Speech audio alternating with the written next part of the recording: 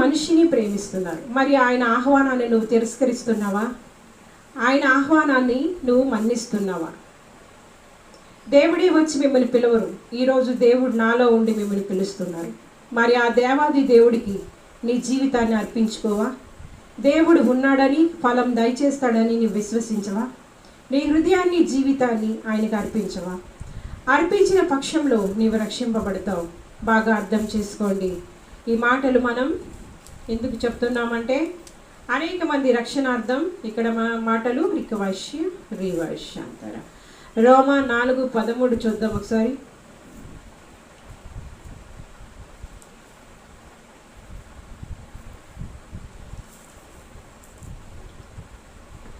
అతడు లోకమునకు వారసుడగునను వాగ్దానం అబ్రహామునకైనను అతని సంతానమునకైనను ధర్మశాస్త్రం మూలము కలుగలేదు గాని విశ్వాసం వలన నీతి మూలముగానే కలిగెను.